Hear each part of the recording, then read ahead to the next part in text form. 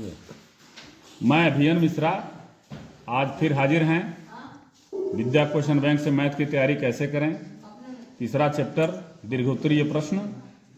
ध्यान दिया जाए। क्वेश्चन नंबर 1 है, चंपा ने, ये सब जो दे रहा है ना, ये आपको कंफ्यूज करने के लिए दे रहा है। चंपा ने, चमेली ने, ये सब देगा। तो चंपा ने एक सेल में कुछ पैंट और कुछ स्कर्ट खरीदने गई। उसकी सहेलियों ने पूछा कि प्रत्येक के कितने नग, नग मतलब होता है कितना, कितना खरीदा। जैसे 5 खरीदे तो 5 नग हो गया, 10 खरीदे 10 नग हो गया। तो नग मतलब यही होता है। उसने उत्तर दिया, स्कर्ट की संख्या खरीदी गई पेंटों की संख्या 2 गुनी से 2 कम है। आप एक काम करिए, पहले मान लीजिए, माना पेंट खरीद रही है ना, पेंट की संख्या x और स्कर्ट की संख्या y। तो पहला समीकरण क्या बनता है, कह रही है ना कि उत्तर दिया स्कर्ट की संख्या, स्कर्ट की संख्या y क्या है, खरीदी गई पेंटों की संख्या की 2 गुनी यानी कि 2x। खरीदी गई पेंटों की संख्या की 2 गुनी से 2 कम है, 2 कम कर दीजिए यहां। समीकरण नंबर 1। ओके, फिर एक बार देखिए, स्कर्ट की संख्या खरीदी गई पेंटों की संख्या की 2 गुनी से 2 कम है। तो y क्या है, स्कर्ट की संख्या खरीदे गए पेंटों की संख्या के 2 गुने से 2 कम है। अच्छा, अब क्या कह रही है, स्कर्ट की संख्या खरीदी गई पेंटों की संख्या की 4 गुनी से भी 4 कम है। यानी स्कर्ट की संख्या क्या है, y।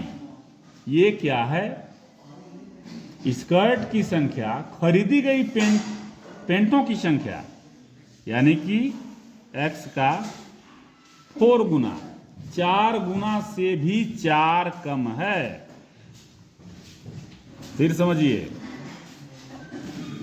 स्कर्ट देखिए 2 बार बता रही है। एक बार स्कर्ट की संख्या पेंट की संख्या की 2 गुनी से 2 कम है, और फिर स्कर्ट की संख्या पेंट की संख्या की 4 गुनी से 4 कम है। Question number 2। ठीक, अब सहेलियां यह जानने के लिए उत्सुक थीं कि चंपा ने कितना पेंट और कितना स्कर्ट खरीदा। इसमें दिया तो है नहीं, कुछ दिया है, किस विधि से सॉल्व करिए, नहीं दिया है। आप कोई भी विधि से सॉल्व कर सकते हैं। y बराबर ये है, y बराबर ये है, तो जब 2y, एक समीकरण के एक पक्ष बराबर है, दूसरा पक्ष भी बराबर होता है। तो 2x - 2 बराबर 4x - 4।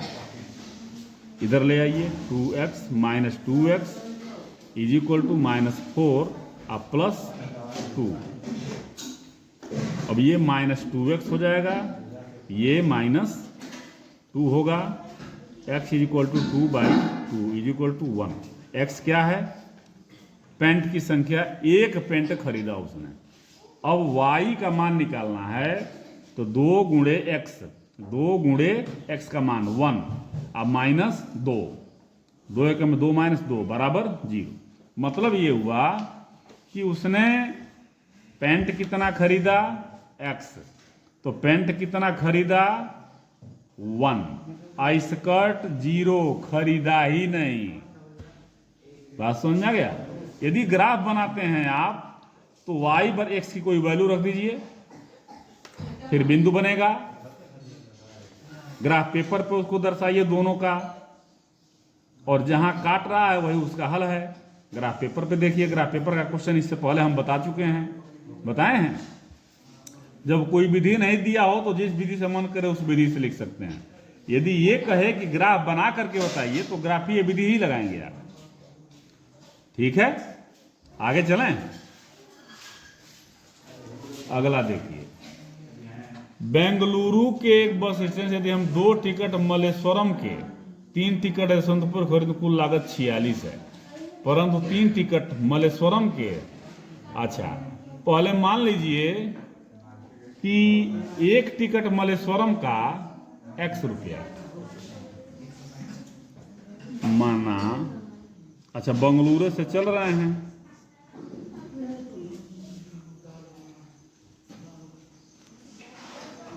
बेंगलुरु से मलेश्वरम का किराया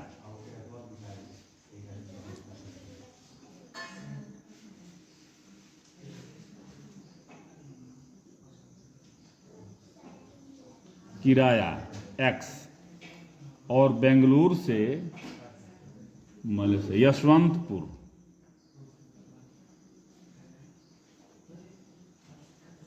इसका किराया y। ठीक है, तो 2 टिकट खरीद रहा है, तो 2 टिकट का 2x हो गया मलेश्वरम का और 3 टिकट हो गया यशवंतपुर का। कुल लागत कितना आ रहा है? 46। क्वेश्चन नंबर 1, मतलब समीकरण नंबर 1।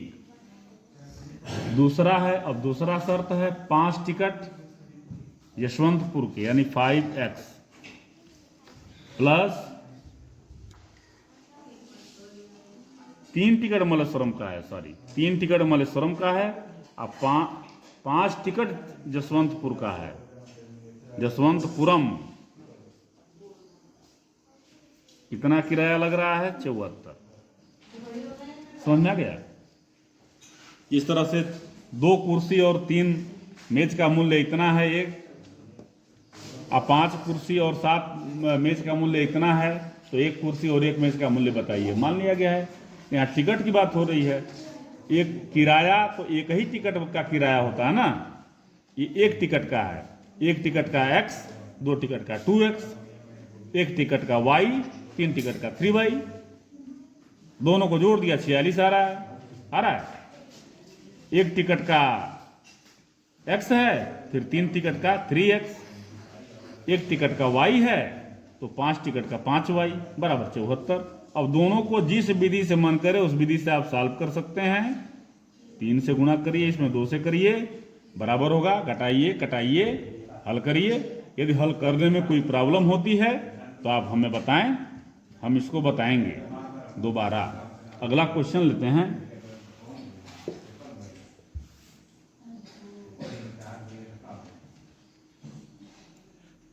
क्वेश्चन है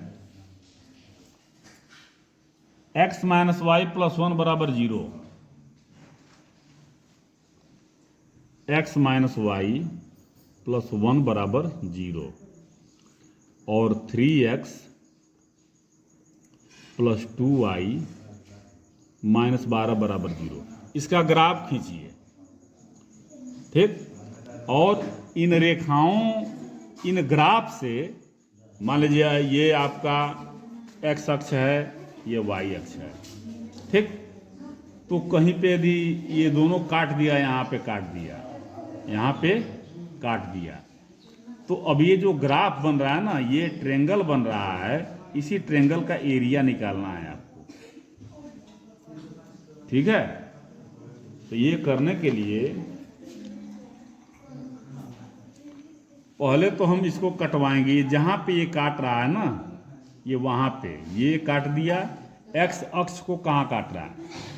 ये काट दिया और ये काट दिया, और ये एक्स अक्ष आपका पूरा है, ये है। तो इस त्रिभुज का क्षेत्रफल पूछ रहा है, तो लिया जाए पॉइंट। समीकरण 1, समीकरण 2 लिखिए यहाँ। समीकरण 1 से समीकरण 1 क्या है? x माइनस वाई प्लस 1 बराबर 0, x बराबर y माइनस 1। ओके, यदि y बराबर 0, ठीक है, तो x बराबर 1, 0 माइनस 1, सॉरी माइनस 1। ठीक है, पॉइंट क्या बन गया? x माइनस 1 और y 0। ठीक, यदि y बराबर 2, आप y बराबर 1 भी लिख सकते हैं, कोई दिक्कत नहीं है। तो x बराबर, अब ये है आपका y बराबर 2 रखिए, 2 माइनस 1 बराबर 1। पॉइंट क्या बना, यही पॉइंट समझिए, x का वैल्यू निकल गया ये और 2, 2 पॉइंट बन गया ना। अब समीकरण 2 से,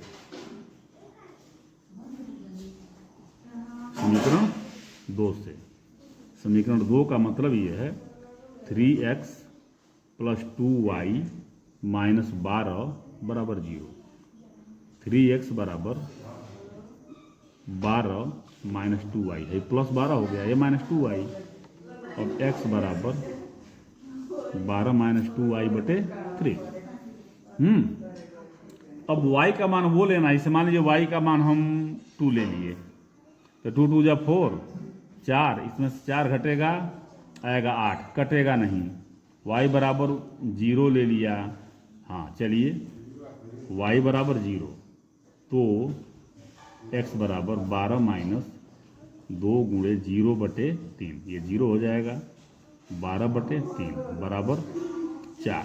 अब यहाँ पॉइंट लिखते हैं इसका, पॉइंट आपका x की वैल्यू क्या निकली है 4, और y क्या है 0। एक पॉइंट ये हो गया समीकरण नंबर 2 का हुआ।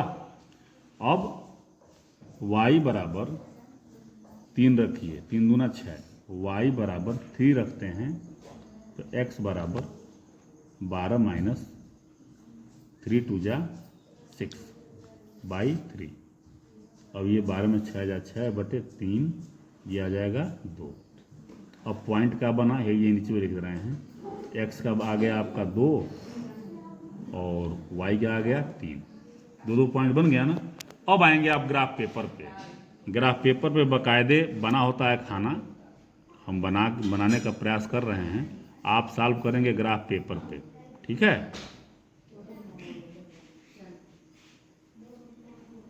देखिए समीकरण 1 का क्या है, पॉइंट -1 0, -1 0, एक ये पॉइंट है, ये हो गया -1 0, 0 y पे चलना ही नहीं है।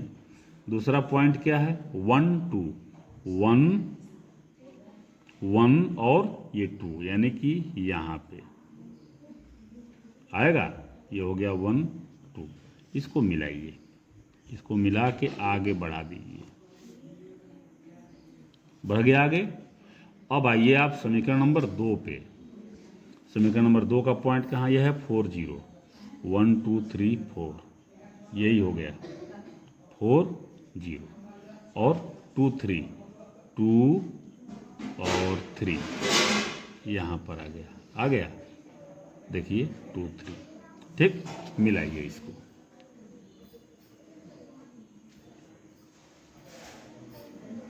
ठीक। तो क्वेश्चन क्या कह रहा है, त्रिभुजाकार पटल को छायांकित कीजिए, बस छायांकित करना है। तो देखिए x अक्ष ये कहाँ, यहाँ ये आया है ना, यही त्रिभुज है जो मैं बता रहा था यहाँ भी। अब इसको छायांकित कर दीजिए, हो गया छायांकित। बात समझ में आ गई कैसे करना है, एक बार फिर देखिए। यहाँ ये क्वेश्चन है, हमने समीकरण 1 से x की वैल्यू निकाला, y बराबर मान रखे तो x का मान निकलेगा।